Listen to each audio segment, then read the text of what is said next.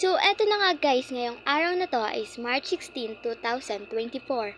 So, eto nga, dito nga tayo sa SM Mall of Asia dahil papanoorin ko ang asawa ko. Charot! Kemi lang.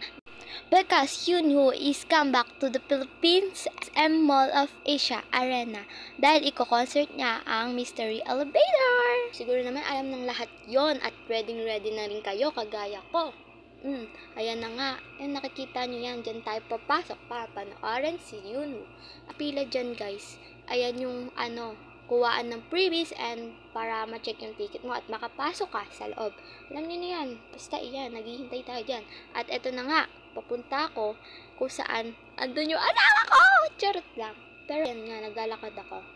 Yan. Hindi ko na nga pala na-videohan yung labas dahil bawal daw at dito na ako nag-video sa loob kung saan papasok tayo pagko-concertan ni Yunwoo.